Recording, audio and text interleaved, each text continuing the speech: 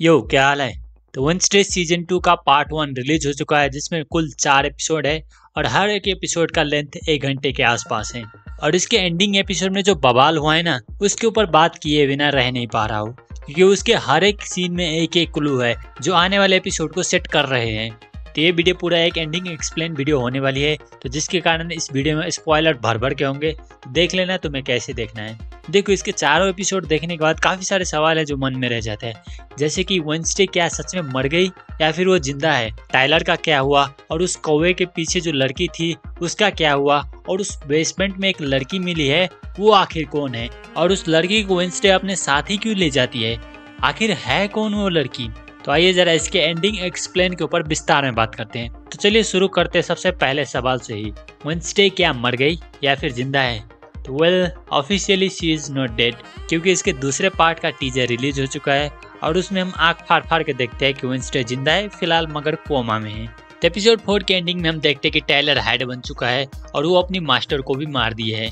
और साथ ही हम ये भी देखते हैं कि टाइलर जब हाइड बन चुका होता है तब वो वेडनेसडे को सेकेंड फ्लोर से नीचे फेंक देती है, जिसके कारण वेडनेसडे काफी ज्यादा जख्मी होती है और उसे देख के लगता है कि लिटरली इस बार वेडनेसडे जख्मी है, जिसके कारण वेडनेसडे कोमा में जाएगी। तो मान सकते हो कि फिलहाल वेडनेसडे जिंदा है और वो कोमा में है। देखो, एपिसोड 4 तुमने देखा होगा तो तुम्हें पता चल ही गया होगा कि लोइस का मतलब क्या है।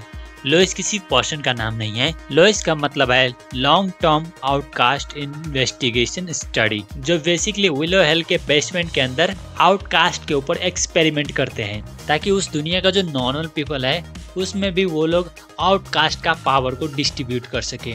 और ये एक्सपेरिमेंट कामयाब भी हुई है, जिसका जिंदा एग्जाम्पल हमने उस एक आंख वाले कौवे के मास्टर को देखा है। देखो, इस सब का शुरुआत ऑगस्टस फेयरवन ने किया था और उसको अब कंटिन्यू कर रही है उसकी बेटी जूडी।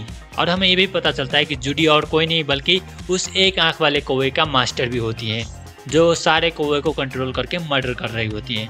देखो, जूडी का बाप एक नॉर्मन था, तो उसके बेटी के पास ये पावर कैसे आई, तो इसका भी आंसर हमें एपिसोड 4 दे देते हैं। देखो, जो ये लुइस एक्सपेरिमेंट है उसका हेड है जूडी का बाप, और उसे चाहिए था एक नॉर्मन्स, ताकि वो एक्सपेरिमेंट करके पता लगा सके कि आउटकास्टर की पावर नॉर्मन्स को दे सकती है या नहीं।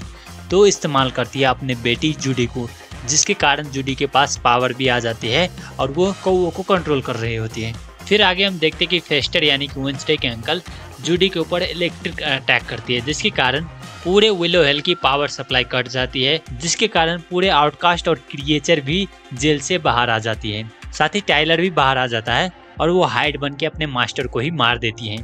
फिर हाइड वेडनेसडे के ऊपर अटैक करती है और वहाँ से वो भाग जाता है। और उस प्रिजन ब्रेक में एक ऐसी लड़की को भी दिखाया गया है जिसे वेडनेसडे अपना समझ के ट्रीट करती है, उसे अपने साथ ले जाने की कोशिश करती है, और ऐसा लग रहा था कि वेडनेसडे और उसका कुछ रिलेशन है। तो मुझे लगता है कि वो लड़की और कोई नहीं बल्कि वेडनेसडे की आंट होने वाली है, यानी कि उसकी मदर की बहन, जो 20 साल पहले गायब हो चुकी थी। जिस तरह से पूरे 4 एपिसोड में वेडनेसडे के आंट यानी कि ओपिलिया फ्रॉम को टीच कर रही थी, तो इससे ऐसा लग रहा है कि ये काफी इंपॉर्टेंट कैरेक्टर होगा इनके आने वाले एपिसोड में, और शायद से वो काफी ज्यादा पावरफुल भी हो सकती है। और जिस तरह से वेडनेसडे के आंट को टीच किया गया है ना, मुझे लगता है कि वो शायद आने वाले एपिसोड में मे बी विलन का कैरेक्टर प्ले कर सकती है, क्योंकि अभी तक हमें एक स्ट्रॉन्ग विलन दिखाया नहीं गया है। अगर तुम टाइलर को एक स्ट्रॉन्ग विलन मानते हो तो वो उतना ज़्यादा खास नहीं है, उससे ज़्यादा खतरनाक तो वो ज़ॉम्बी है, जो दिन पर दिन पावरफुल और इंटेलिजेंट होता जा रहा है। और देखना, इन सब को कंट्रोल करने वाले वेडनेसडे के आंट,